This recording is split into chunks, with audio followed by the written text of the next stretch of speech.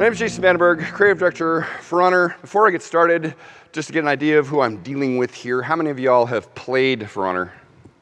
Holy, wow, okay, great. That's about half. That's cool, so that's good. I do have information for the rest of you, so you won't be lost. But I just wanted to sync up there. All right, so this talk is Forging Honor, providing a coherent vision for a new IP. And the more I read that sentence as I was preparing this, the more I read that subtitle, the harder it was for me to look in the mirror and maintain any of my self-respect. Because that is horrible corporate speak, and not at all what happened. So I'm going to rename this talk here, because while we did end up providing a coherent vision for a new IP, it grew out of one very important emotion, and that is this. We had a big challenge and a lot of work to do to make it happen. Now, when I showed my producer this slide, Stefan Cardan, he was like, well, I don't think that it was desperation. He gave me this other, I think it was more determination that we were doing this. And that right there tells you a lot about me and my producer. We're a good pair. We'll hear more about that. So this talk is not providing a coherent vision for the new IP. No. Let's rename it to what I actually want you to remember. And that is that if you want to provide a coherent vision for your new IP, what you need to do is never stop pitching. Never. Okay? Now, that will make more sense as we get deeper into the talk, but that's the title. Never stop pitching. Never stop. Okay, so the pitch. Why is, if I'm here to talk about vision, why am I here to talk to you about a pitch? I mean, this isn't a sales presentation, right? This isn't about getting the deal. I'm a designer, and I'm a creative director. What am I doing? The thing is that hundreds of people simply can't agree. It's not doable, right? You can coerce a lot of people to agree, right? But that's hard to do, and in a team project, you need people to all be aligned and moving in the same direction, right? So the pitch, the art of the pitch is how you get people to see the same goal and how you get people aligned. The first part of this talk is going to be an examination of how to do that. And then the second part will be what that looks like, different tools that you can use during your production to keep people in line. But it's all pitching, okay? Keeping people aligned is all pitching. So let's start by defining what a pitch is. So never stop pitching. Let's define what a pitch is. This is one way. We think that a lot of people think this is how pitching works, right? You get in an elevator, you say, hey, I have this, and 30 seconds later, $30 million. It's amazing. We just got to refine that pitch so you have exactly the thing. Doesn't happen. That's not how it works. This is another idea of how we think, where we have this, we get up in front of this room and it's very important people and we make this very reasoned, impassioned, maybe very clever, emotional appeal, and then they think very cautiously and then they nod seriously, and then we walk away with $30 million. Right? Now that does actually happen. Once. And that is not enough to keep your team on track across an IP, right? This is what pitching actually looks like, okay? This is an open house with a politician in the middle talking to their constituents, okay? Because pitching is actually a process of interaction between you, the vision holder, and the people who actually need to understand and comprehend and buy in, and then feed back to you about where you're wrong. And then that dialogue needs to occur, right? So this is actually what pitching means, and you do it all the time. Now, to be clear, this story, I'm gonna tell you about how this went on For Honor. I kind of sucked at this at the beginning. So I'm gonna tell you some stories about what happened in the beginning. The early stories are not going to be examples of good pitches, but we'll get there eventually. So, to clarify, what do we think pitching is for? We believe, a lot of people, that pitching is for convincing to get cash. That is not at all what it's for. Pitching is a way for you to signal your values to the people you are going to collaborate with in order to earn their confidence.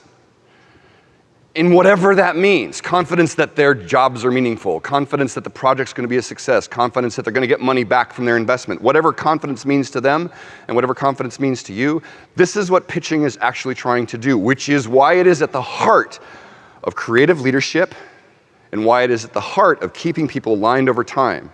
Keeping people aligned over time is not telling them what to do. It is signaling that you are on the same team, you want the same things, and then you show them where you want to go, and then they see that they want to go there too. Okay, that's what pitching actually is, not that one. It's that one.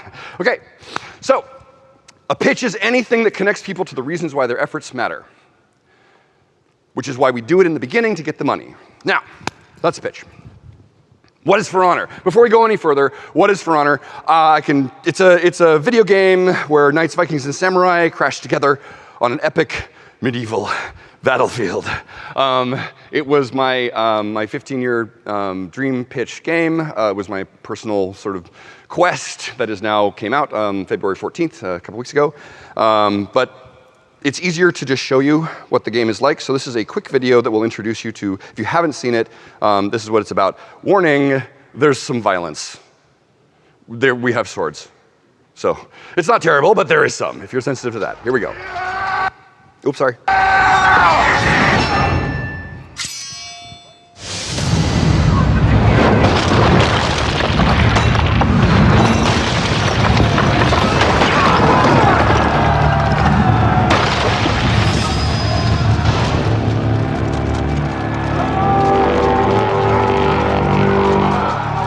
This is a 4v4 multiplayer battlefield. We also have a solo campaign. The guys with shields over their heads are other players.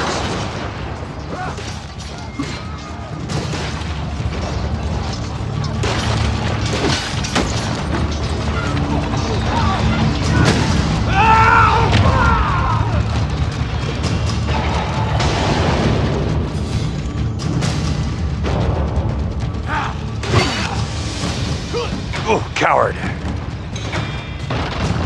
have a system called the Art of Battle. It's a whole new way to do melee combat. It involves stances on the right stick, blocks and attacks,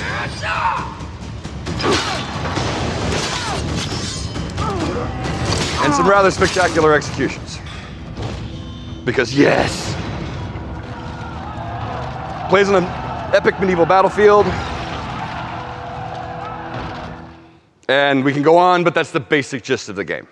If you haven't seen For Honor, that gives you a large part of what you need to know for the rest of the talk. Okay, so where did it start? How did this game get started? I'm going to give you a little bit of the background. I've told this story to the press a lot, so I'll do a fast version of this. But the idea, For Honor actually began about 15 years ago when my wife bought the two of us a year's subscription, I guess, to a dojo, a dojo in San Francisco that was teaching Western martial arts, longsword, German longsword.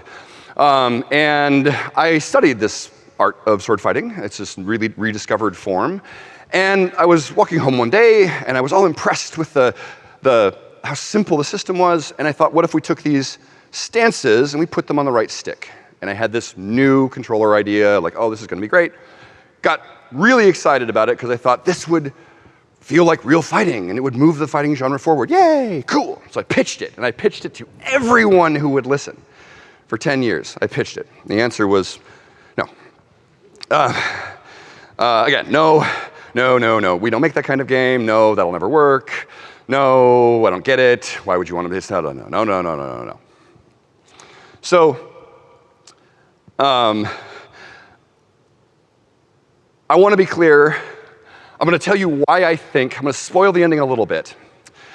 I'm going to tell you why I think I failed. But it took me longer than this to figure this out. This is the core principle I want you to understand about pitching. Don't pitch your idea, pitch your purpose. I was pitching an idea that I had about melee combat. I was not pitching a reason to make a video game, okay? To demonstrate what I mean quickly, I'll give you the pitch. Here was the cool pitch. This is my original pitch. I have an idea for a better way to do melee combat with a standard controller. Okay? We're going to put the guards of martial arts on the right stick, And if we do that in third person, we end up with a whole new experience where the fighting feels more like real combat, but in an intuitive way. That is a terrible pitch. It's horrible. It's awful. It works if you're able to squint and visualize the whole system and kind of reach towards a thing. But of course, I was pitching to executive producers and business people, and even designers would be like, I don't really think that would work, right? It's a bad pitch because I wasn't pitching the reason why it mattered. So what happened? What happened is I met this guy, Yanis Malat, managing director, Ubisoft Montreal. I was working at Ubisoft Montreal at the time, and after years of trying to pitch, he took me to lunch one day. He took me to lunch one day, as he does. He likes to, let's go talk. Let's have our annual talk. Like once a year, he likes to go and talk. And he looks at me and he's like, so Jason, what do you really want to do? What do you really want to do? And his eyes are like that. They're creepy. He's this really intensely compassionate but very dangerous man, right? And I was pissed off. I had a bad day. Okay, I was flaming. I was raging that day. And I was like, you know what? What would I do? I'll tell you what I would do. And I said to him, you know what? I'm going to tell you, but you're going to say no. You know why you're going to say no? Because you can't see it. I want to change the way melee combat works. I want to feel the way that I feel when I pick up a weapon and I go out with my nerd friends and we fight, because yeah, man, I do that. I want to feel those emotions of Battlefield, and I have this idea about how to make that work, but you guys can't see it, so you're going to tell me no. In the middle of this restaurant. It was a nice restaurant, too. He's like, whoa. And so I told him the thing. And at the end, he smiles at me. And he says, no. And I'm like, I knew you were gonna. And he says, but I have someone I want you to meet. And he says, I want you to meet Stefan Cardan. Stefan Cardan was the producer of a team at the time called the Fox Team. They had done Naruto and Prince of Persia and a bunch of fighting stuff inside Ubisoft, and they were looking for a creative director. And he had been going around asking and interviewing people, talking about, he would ask them this question. He had this question that he wanted to ask me. So we went to the bar across the street, and Steph looked at me, and he said, what would be the game of your life? What's the game that you would make? What's the one thing you want to do? What's the game that would make your life have meaning? And I was pissed still, but I told him. I'm like, rawr, right? And at the end of that, I had explained it all to him, and he said, I think you should talk to my team. So I put a deck together, and I gave this pitch, right? Now, it was a terrible pitch. I want to be clear about that. It was better than the pitch that I just gave you, but I'm going to show you the key slide from the pitch that I made, so you understand what not to do. I want to make Fight Club with a claymore. Fight Club with swords. That's what I want to do. I just want to fight with weapons. Because I was so desperate. I was like, I just want to fight. I just want to do this system, right? So it's terrible. It's a terrible pitch. But they said yes. They said, let's do this. And there were a lot of reasons. I'm going to go through why that happened. But the key thing, again, I had accidentally pitched my purpose because I was pissed, right? I had forgotten to talk about the controller part, and I got so hung up on God damn it, I just want to fight. I want to feel the way I feel when I do this for real. It's so cool, and I don't feel that way when I play other games. And I want to. And I had accidentally put some passion and some thought some emotion into the context, and I connected with them accidentally. So we got a yes, and we started. And that's where it started. That's where the game began. So we kept going. But at this point, and this is the thing I want you to, there's a key thing I want you to understand. Remember the elevator pitch idea, right? You get in the elevator, ding, $30 million, right? Or you stand up and they ask for the $30 million. So I had gotten the team. I got the team and I got the green light with a terrible pitch, right? I had not yet learned how to do it well, the way I hope you will feel I did, right? So it still didn't work, but the pitch turned into a really, really strong vehicle for the project because the pitch is only the beginning, right? So what happened next? I'm going to take a quick moment and I'm going to this is going to be a straight up plug, all right? So brace yourself. Because somewhere in the first 4 months of the project, this group called the Think 8 came to our project and they did a workshop on their process, and they haven't finished their frickin' book, and you guys finish your book. Ugh, these guys. I want to read the book. When their book comes out, read it, and if you can hire them, great. They did this process for thinking about what you're trying to accomplish. I highly recommend it. We came out of that process with a pitch that actually was the one that carried us through the first 18 months. I'm going to do the pitch for you now. I'm going to do the pitch that I did at the first, like, I don't know. I gave the pitch like 100 times over the course of the first 2 years. So I'm going to do the opening bit. So this is the pitch that I think actually carried For Honor through its opening bits. Here it goes. So I have a belief. Why am I making this game? I have a belief. I have a profound belief. I believe this. I believe that combat is an art, capital A, art. I believe that combat is an art form where the artist sometimes gives their lives in defense of what they believe in. I have a military family. My father was a Marine, my dad was an infantryman in World War II, and my brother was a Ranger, and my son joined in the Navy early on in his life. I was the black sheep, okay? I deeply respect warriors, right? Even if I understand that the army can be used for horrible purposes, right? I believe that combat is an art form. Deadly, terrible, necessary. We don't want it, yet it is there. And I have a favorite style. It is this one.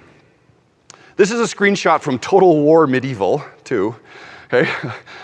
Which at the time, it's the actual screenshot I used for the pitch, at the time was the only reference I could find to make my point. This is my favorite style of combat. It is close, it is intense. You see you're right in there, you're next to them, but I don't want to play this game. I mean, I do play this game, but this is not the game I want to make, right? I want to make this game. I want to be that guy, right? I want to be, or the guy that lives, right? I want to be surrounded on the battlefield. I want to know that my skill is what matters, and right? I can't do this. I can't play that game. At the time, this game didn't exist. Now it does, 5 years later, but that's the game I want to make. That's a better pitch, right? It's better. Even if you don't agree or you don't want to work with me on the project, at least now you understand why I want to make it. What's its value? What's the problem that it's trying to solve? It's better. To try and demonstrate to you how better it is, I'm going to try and do a little experiment here where I do that same pitch without the why part, without the combat as an art bit. So let's just erase our brains. I know you can't do that.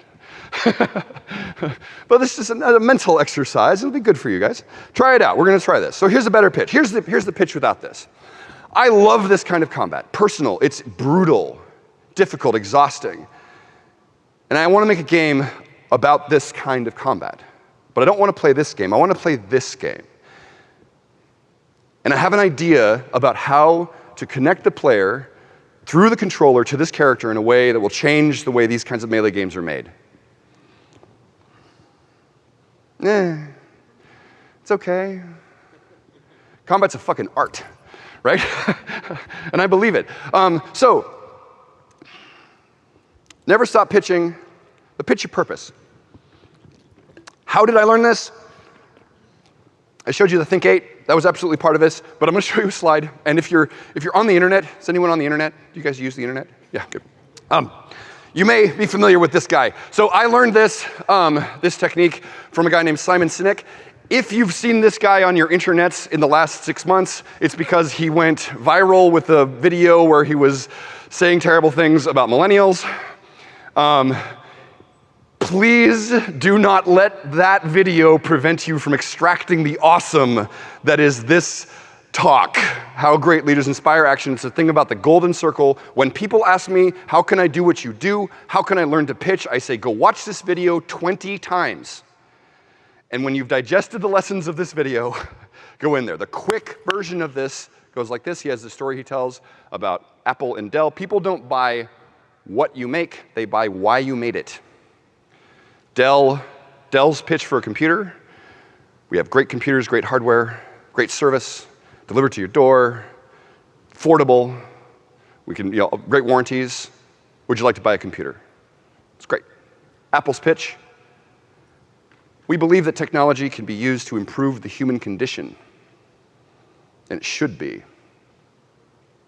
We happen to make a computer. It's not bad. Watch this video. I learned all of this from him.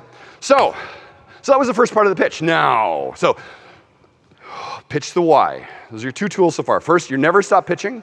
You're always pitching. Two, pitch your purpose. Not your idea. But you do have to do this. The dreaded business case. Do you need to make the dreaded business case? Absolutely. It is super easy to come up with a great pitch for a game that's already been made. Right? I want to make a game that immerses you in the adventure of being a soldier, captures the fantasy of being in the middle of a modern battlefield. Right. Yes, we've made those before, right? We know, right? It's not, okay, good, but what's something special about that, right? So I'm going to give you the example of the dreaded business case. This is tool number 3. I've been sneaking my tools in on you under all my stories. Tool number 3, the dreaded business case. This is how I pitch the business case, and it's an example of trying to point to the problem that this game is trying to solve. Here we go. So I'm going to do 2 charts for you. First one was going to be gun games. Second one would be melee games. Do the same thing. Here's an axis. On this side, we have PvP combat skill. So the further out we go here, the more skill is required to play this game. The more skill the game asks of you, right, or potential for skill expression there is. And up here is immersion. The higher up here we go, the more the world is there. I believe in the characters in the space, and I'm really in there. I feel like I've been transported. Okay, so with gun games in the beginning, there were always this balance between, and we can argue about exactly where the dots go, but there was always this balance between skill and immersion. We quickly discovered this zone here where it was all about skill, right?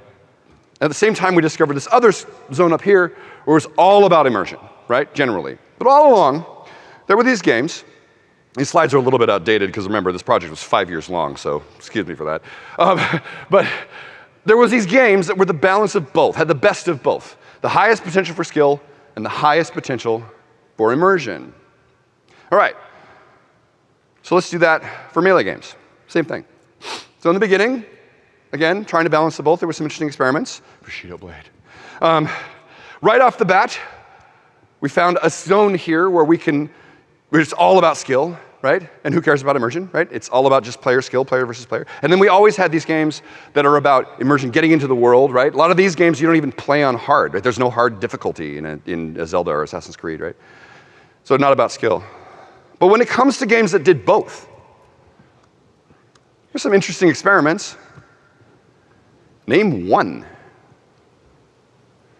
Name one game that has melee combat as its primary topic, that has the immersion of a Call of Duty, a Halo, Battlefield, and has a level of skill expression of a Halo, Call of Duty, or Battlefield. One game. I've given this part of the presentation to probably over 3,000 people now, and I just gave it to the entire internet, so I'm sure I'll hear about it. But no one ever said one game, right? Okay, well, my point is, what the fuck, man? I want to play this game. Like, I really want to play it. And I think that I'm not alone. So that's the business case. That was my entire business case. But do you see what I'm doing here? I am pointing to a problem that I thought a lot of people might have, which is the lack of a Knights versus Vikings versus Samurai sword fighting game in their life. And I am setting out to fill that void because, damn it, the world deserves that kind of video game. So make sure that you're solving a problem that a lot of people have. Now, this doesn't just apply to your audience, of course, because remember that pitch when I talked to Yannis and then I talked to Steph? Well, I was also solving a problem that Yannis and Steph had. Yannis had a problem.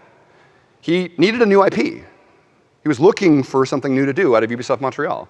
And he had a team that was looking for something to do and didn't have a creative leader. That's a problem for him. He's burning money, and he wants something cool. Steph, my producer, had a problem. He was running a team with no creative leader. So my pitch also solved their problems. So never stop pitching, pitch your purpose, and solve someone's problem. I want to underscore this. For Honor didn't just happen because I had a good idea. I think I had a good idea, but it wasn't good enough. I needed an entire design team to help fix it. And they really did. I've got one of my designers here in the front. She was like, yes. Yes, we fixed your game. I'm not that great of a designer. But the reason For Honor happened was because a whole bunch of people had a problem. And they were all different problems. And the pitch was a solution to a majority of those problems. So find someone who's got a problem that your idea solves and go talk to them. And remember, I pitched to the team, and it was the team that said yes. Okay. Oh yeah, so now we have a pitch. That's a pretty good pitch, and it carried us through. So that was great. My part was good, but we also had to build what's it called? The video game. All right. So we started doing that. Now this idea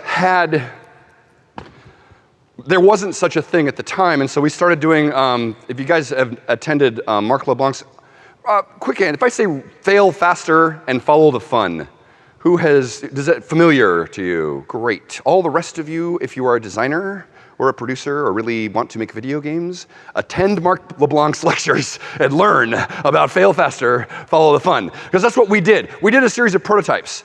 This is the first prototype that was done. This was done in the first week of For Honor. This is our 2-player experience here.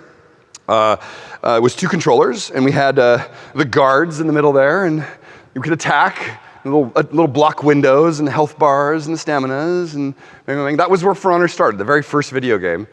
Week 1 on the project. It was fantastic. Fail faster, follow the fun means build as many prototypes as you can.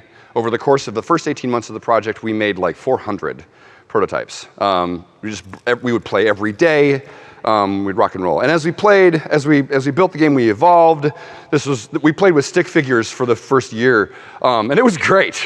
It was a lot of fun. You can see us, we're experimenting with feedback systems and stuff. One of the things that we learned is when you play with stick figures, you can see the entire battlefield really clearly because nobody has any flesh to block the field. So when we put real skin on the characters, suddenly the game changed, and we had to change all our maps, and everything was. But we played with stick figures for a while. This is a screenshot from an early game. Super Brain in the middle there, that's my producer, that's Steph. And the Dark Lord, that's me. And unfortunately, it was Kalen who got the kill. I was so pissed. But it was great. So what we were doing is we were iterating and iterating and iterating, but we were playing like this for a long time. How do you know what the game looks like? So remember, this talk is about keeping a team aligned. How do you keep a team aligned, right? We had a good pitch, but what's the game going to look like? Now, everyone's bought in. What do we do? What are we really building?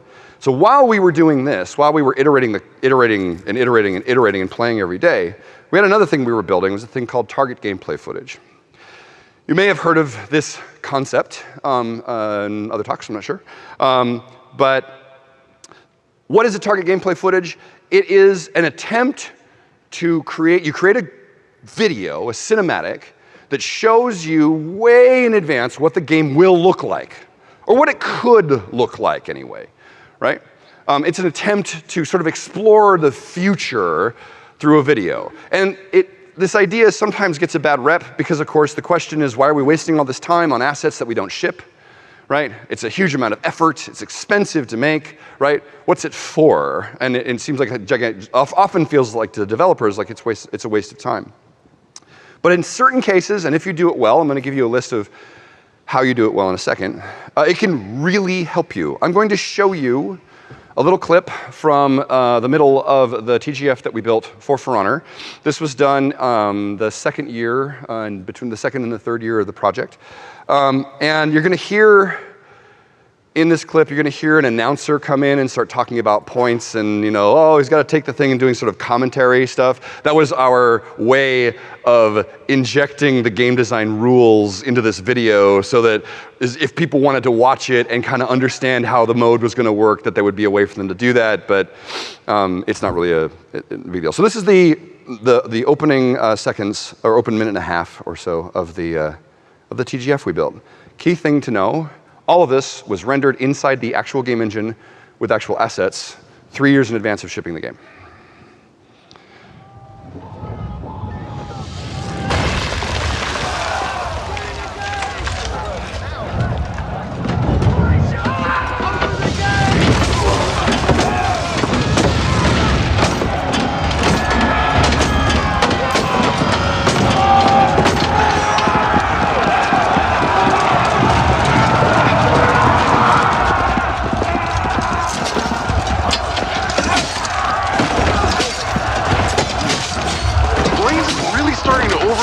That mini group. If he's not careful, he's gonna get surrounded. Our Astro Serpent and Blades are gonna tag team this captain, and that's gonna give their guys the push they need to really get this match started. Now Blades is keeping it a little bit defensive right now. He's waiting for his minions to join him so he can start this push against the Vikings. Oh, those catapults are really gonna screw with Blades' plan. He's gotta take that flag. It's also gonna give his team 200 points, which is a solid step towards the 1,000 they need to put the Vikings into sudden death. Now Blade should have an easy time taking care of this point. Nothing but minions here, so his flail is exactly what he needs to take him out. All right, the Knights take the lead. Yes!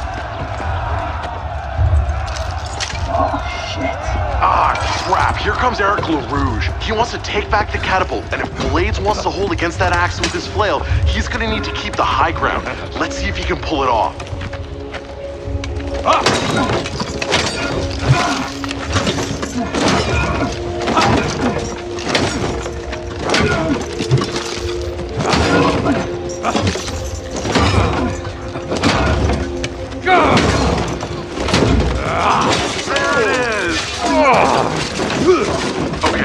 Oh, dude, that guy needs to practice.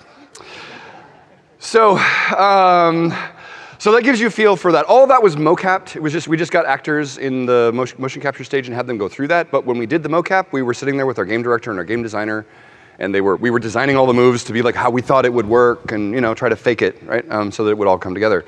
But if you think about what I showed you in the opening, right, the first charge through, that was 3 years before that, right?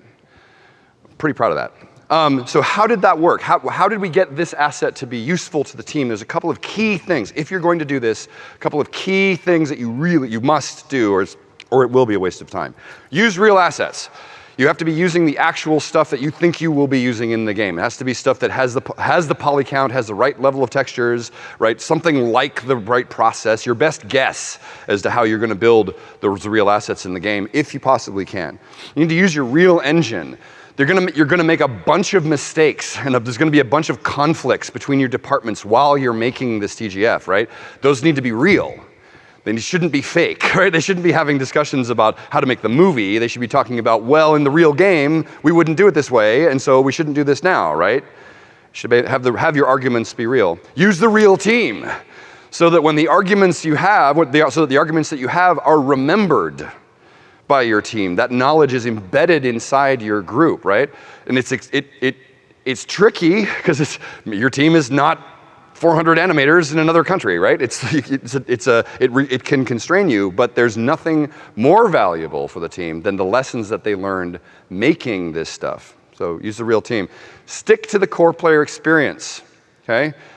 Follow the player around. Force yourself to not cut. Don't take shortcuts. It's not a trailer. You're not trying to sell this game with this TGF. You're trying to inform the team, the whole team and the company about what you're building. But if you do those things, then this is not a waste of time, especially if you have nothing else to compare it to.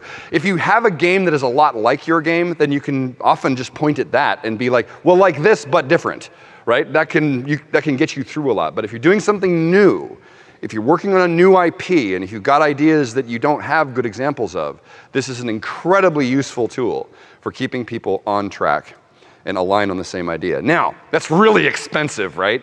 You're like, great, thanks a lot for rubbing it in our faces, how big the budgets are at Ubisoft. Thanks a lot, man, right? Like, must be nice, right? Well, we did that because we can, right? But I'm going to show you another clip that was actually the first TGF that we made. And this clip, well, there's not going to be any sound on this video because we used a soundtrack from Two Steps from Hell, which is a soundtrack, group. And it's not, we didn't license it, right? It's all internal stuff. So there's not going to be any sound here. But this was made by one person, my animation director. And I'll talk you through what we got here. Oops. Hey, give me the thing. Give me my video. There it is. Battle. Imagine epic music. Ba-ba-bum. What we did is he went into, I think it was Maya, might have been in Max, and he stole a bunch of characters from Assassin's Creed and posed them in a series of vignettes. And then he just cut between them and moved the camera around behind the round to try and get a feel for what this game might feel like. And we chose sepia tone. Why? Because it's artistic and cool? No, because we didn't have to texture anything. There was no work to be done. It was complete, because we didn't care about the texture at that point, right? We just wanted to get it done. Now, there was more, it went on, and had, sort of a sense of loop, but I just want to use this as an example. If you think creatively, you can do something that gives you 80% of the value that I just showed you of the previous thing with 1% of the work, right? The point is, go through the thinking through it process. So, never stop pitching. You're always pitching. Hopefully by now I've convinced you of that. Pitch your purpose. Solve someone else's problem, and describe the target. Describe the target as accurately as you can. You've got a large team of people who need to be able to make decisions when you're not in the room. So, last one, the last one, and there's two quick ones at the end. We're all right, we're doing good. This one is a culture of play. So now, where are we in the production? We got the green light, yay! We did a bunch of prototypes, yay! We made our TGF, we know where we're going, right? Cool, this is good stuff. Now we're making the game, and while it's useful to see the TGF and know kind of what it's going to look like, and we get a feel for how we're going to play it, and we're making all these prototypes, there's an essential need that game developers have, which is to understand why their game is cool, and to validate, to prove to themselves as often as they can that what they're doing is working, that they're succeeding today, not just in 6 months. So the way we did this is, instead of having milestones on For Honor, we had tournaments. Every 3 months, we would all get together, we would have the build, and we would close the build. We would lock, stabilize, like the whole thing, right? And I can tell you, the programmers were very serious about being sure that the build was stable, because they knew that on Friday, the entire team was going to be playing this game in a tournament, and they didn't want to be the one who was responsible for the game crashing mid-match, and then their friends coming over and being like, why did the game, right? They put a lot of pressure on themselves to make it work. But then we would sit and we would play, and it was awesome. It was really fun. I'll show you a quick video we made just to prove that we actually did it. This is the actual team. So it's a quick video, the end of a video that we made that shows a tournament. The two teams vying for the championship are Hat and Crash and the Pixel Shredder. This was the second tournament. You can see our prototype running in the background there. Yay! The champions of war. The dev team would self-organize into teams, and we would have just a, normal tournament. We'd have little trophies, and they would pass from team to team. The trophies were great. One of our devs took some clay one night and made a series of clay stick figures. They were fantastic. So we played every week. If you weren't playing every day, everyone would play on Friday, and then every 3 months we would have a tournament, and we were always playing the game, because that, for us, we're a multiplayer game. It was really important. For a single-player game, you need to do it differently, but the same idea applies. Quick thing. I mentioned Yanis Malat in the very beginning, the guy who with the beady eyes, or the blue eyes, or he's so intense, ferocious, this guy. I wanted to just give you a quick taste of what I was dealing with every day of my life. So this is Giannis here in the middle. In the tournament, we were playing against my team. I'm on the left there, and they just won. And I want to show you the grace and the modesty and the pure, just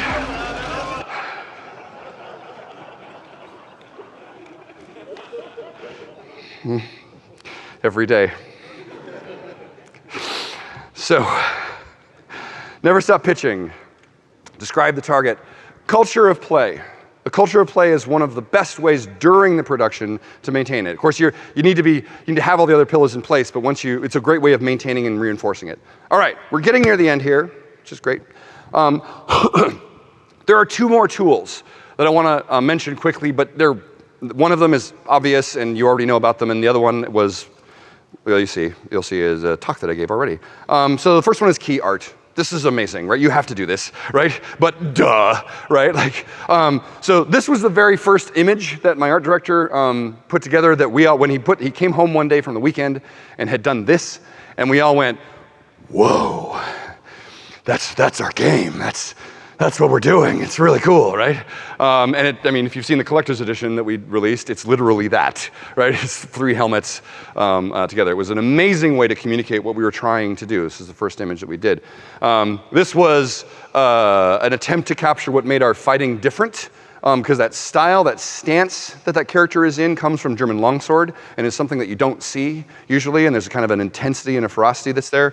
The reason that stance is so tense is because he dragged me into a corner and took pictures of me and forced me to stand like that for several hours. And the day after we took that picture and he did a paint over, my back went out and I was on my back for 3 days.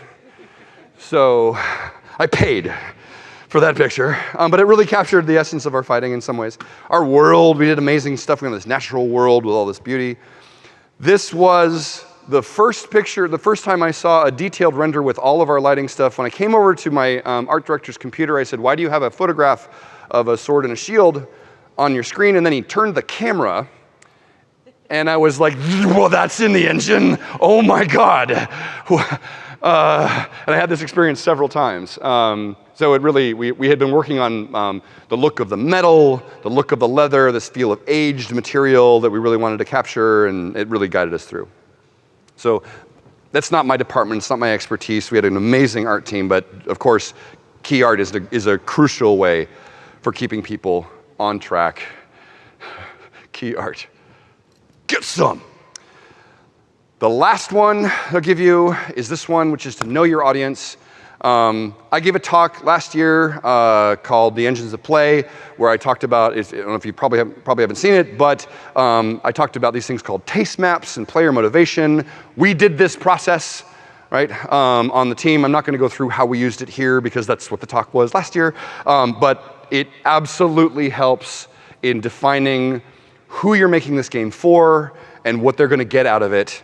And that helps your design team enormously, and it also helps your marketing team and your business team understand how the design is going to work and function. But there's a whole other talk in the GDC Vault about that. So, here we go. Never stop pitching. I hope by now I've convinced you. Everything I was doing here was some form of a pitch. The why is here in every one of these tools, right? Why are we doing tournaments? Combat is an art form. I want you to understand combat. I want you to be in there and experiencing that art form every day as much as you can, right? Describe the target, TGF. So never stop pitching. Pitch your purpose. Watch Simon Sinek's talk. I know you probably think he's a dick. He's not. Or maybe he is. I don't care. He's smart, okay? I've never met him. I don't know. Solve someone's problem. For Honor happened because it solved like a lot of people's problem. Not just because people believed in me. Okay? It's a great story, and my ego would love you to believe that I stood up in front of, Ubisoft, and that the brilliance of my genius is that's not what fucking happened. That doesn't happen, right? And if they did do that, it would be a mistake, right? It should be more complex than that. Describe the target clearly, show your team where you're going, generate a culture of play your own game. Make your key art so you know exactly what emotions you want to evoke visually, how you're going to do that, and get to know your audience. The last one I'm going to do is I gave this gave this presentation to Clint Hawking, who was my advisor, and he pointed out at the end something, that there's one more place where all these pillars and all this pitch and all this work comes incredibly useful, and that is when you are talking to your players. Okay? I showed you the TGF, and I showed you the start. That video is the way that the game starts. That's how we did the same video. The same setup was on the stage at E3. And all of my stuff about combat as an art form and all that stuff about why I want to make this game, it's all in my interviews, right? And not just my interviews. It's in Biojad's interviews, right?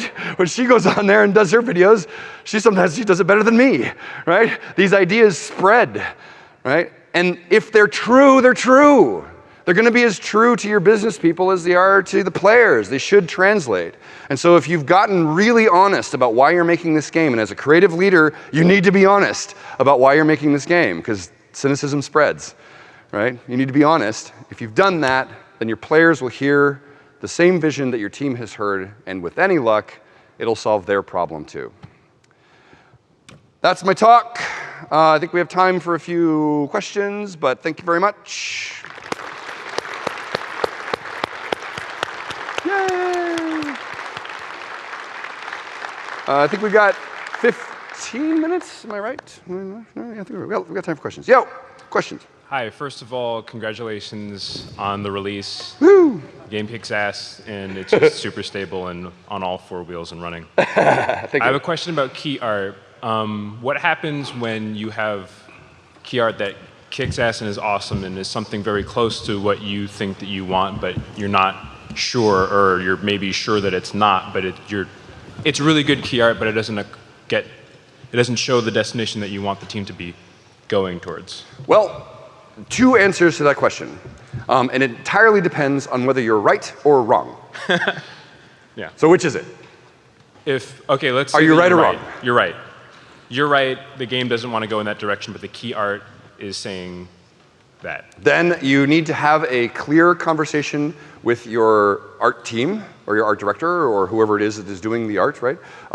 About these values. Start at the values and say, this is where you need to find where you think it's gone wrong.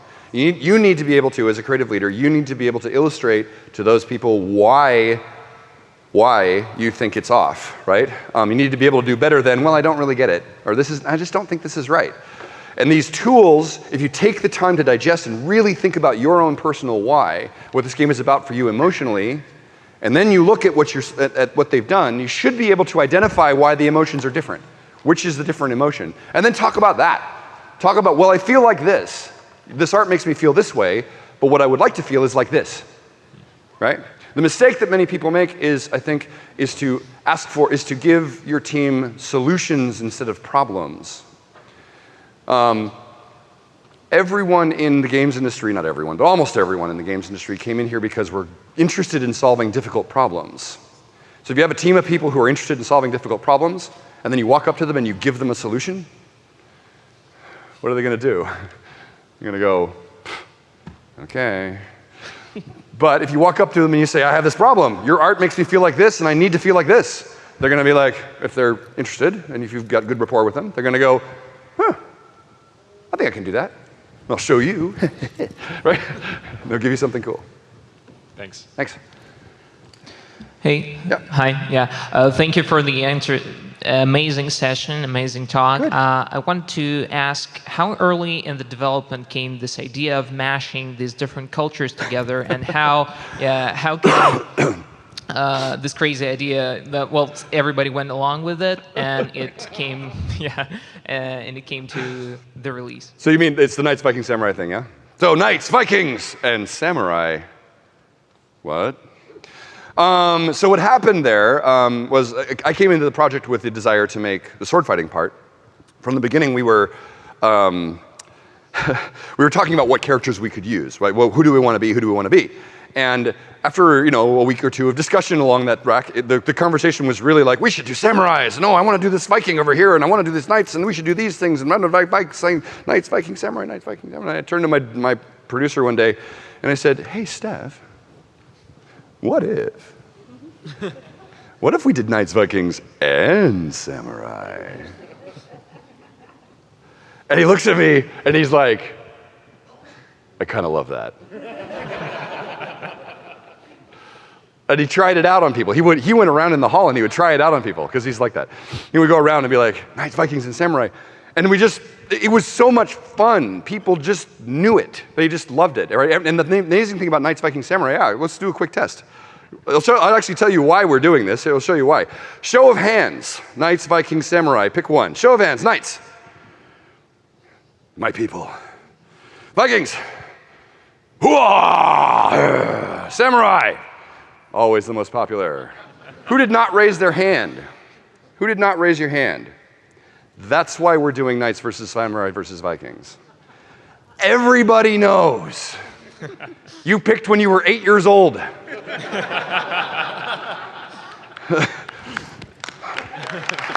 Thank you. How did you keep like a coherent vision for the game rather than just letting it become sort of an interesting feature you came up with? Like when did the game come through rather than just the combat system you thought? Because we did it by spending the first 18 months of development almost exclusively on the combat system.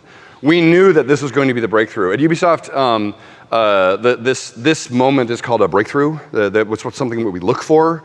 There's a culture around Ubisoft for looking for things, gameplay breakthroughs that are like this.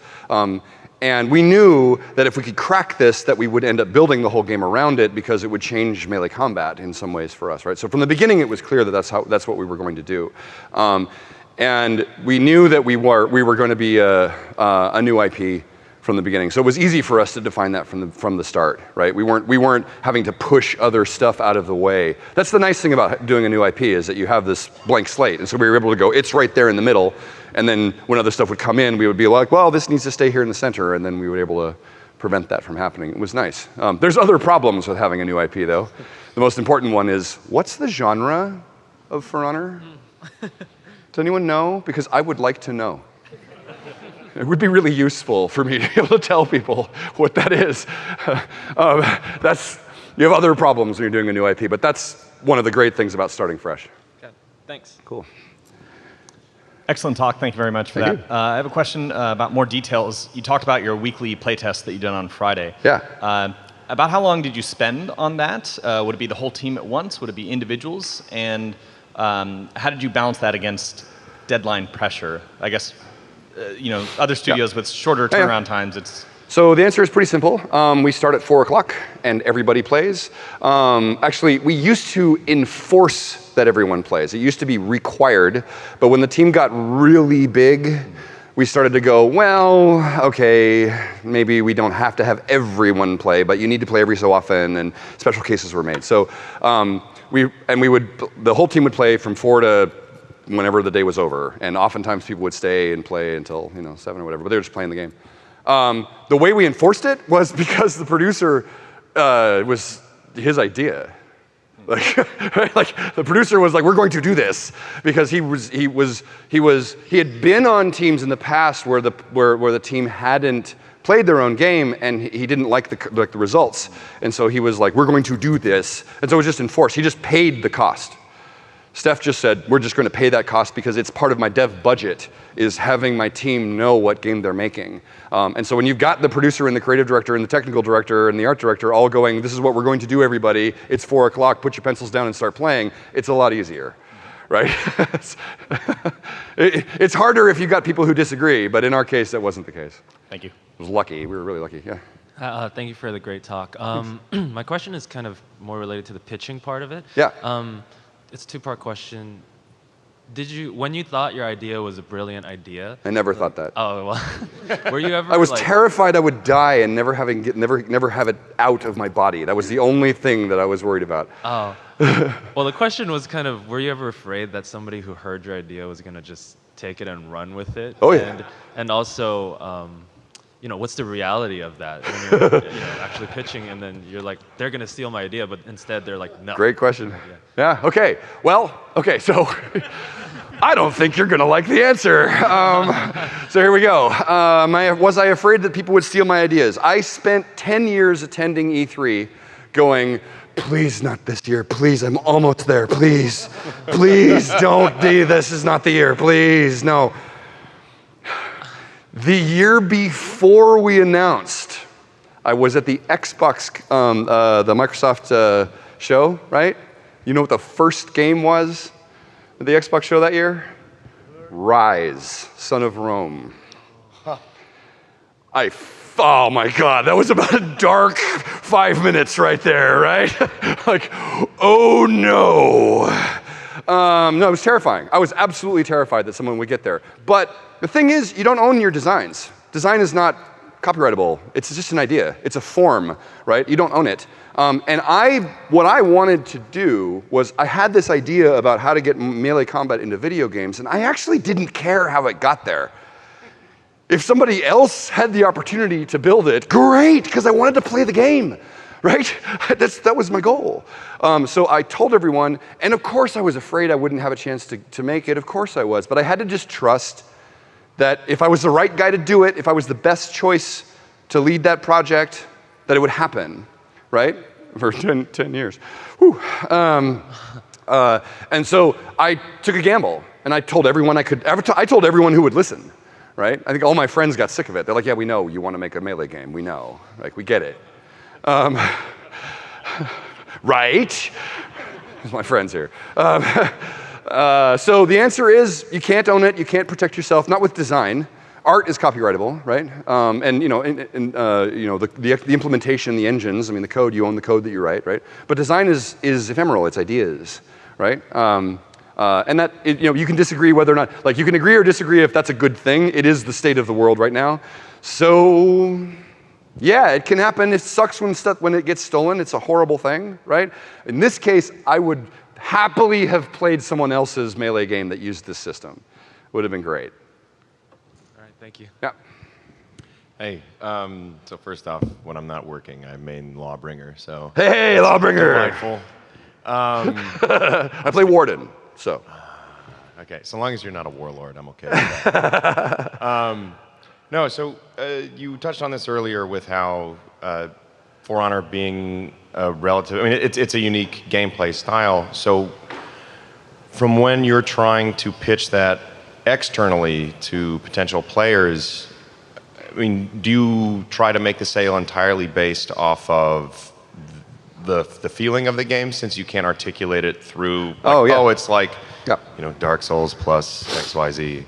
So the way that we did that, actually, we knew from the beginning that you had to play this game to understand it, right? To really get what the appeal was, you needed to play it. But again, you pick up you'll get the poster, or you pick up the box in the store, or you're doing a download, you're not playing it, right? So it's a problem. How do we overcome that? That's what the Knights and the Vikings and the Samurai are for, right? Those three factions are the portal into the game. That's the blue door, right, of Magic, that we were like, hey, Knight, Viking, Samurai, come on in, you can be a warrior. It's a pretty good pitch, right? Like, so that was the lure, right? We're like, come on in. Like, that's the thing that we're playing. And then when they step through the door, the very first thing we do is we hand them a controller, right? Like, now play it. And they're, oh, hey, this is cool. And it's a surprise. But normally people like it, right? And so it works out. That was why we announced 2.5 years before we started. We had 2 E3s. The first one was our multiplayer one, and we had a 4v4 demo on the floor running on PS4. We had 1,000 people come through the booth, and then we did the same thing at Gamescom, and we did the same thing on the next year. And the whole PR and marketing push has been about play the game, so that when the game came out, if you picked up the box in the store and went Knights versus Viking versus Samurai, that's weird. Is this cool? Hardcore friend? Hardcore friend would go, yeah. Or, no, it's stupid. I mean, no, who knows? But they would have an opinion, right? Because we knew that's how the word would get out at first. And then once you tried it would be okay. That's why we had a big open beta. We had 5.5 million players in our open beta. Amazing. Or like 6, anyway. Many. So that's how we did it. Yeah, so basically in that case, rather than try and get bogged down in the details, nitty gritty, it's just like, no, just bypass the build a portal. Entirely. Okay. Build a portal. Build a portal of invitation, right? What's the fantasy? Warrior fantasy. Hey, So you were talking about these business cases, and you were showing all these different games. Yeah. You also mentioned that it took about 5 years to develop this game. Yeah. So as you guys were developing this game, many other games come out. So looking at all these other games, do they encourage or discourage any of the creative decisions that you take while in development? What we were doing was so new. We learned early on with For Honor, I think we're going to have time for just 2 more questions. What we learned was that stuff that worked really well in other games, if we tried to reproduce it in our game, there was a 50-50 chance it would fall on its face. Because the base assumptions of the gameplay was so different in what we were doing, we had to kind of throw out a lot of our expectations about what would work and what wouldn't. So we learned to get really careful about where we were drawing our inspirations from, because it led to like wasting a bunch of time, and we didn't have much time to waste. We of course were playing everything all along the way, but what we were doing was so different that it was hard for us to draw direct inspiration from other people. We have 2 more. Thank you. One more for you? Hello, Yes? sir. Oh, are we done? Oh, we're done. Oh, okay, so we're done. Thank you very much for the time. Yay! Good one. No, I'm good.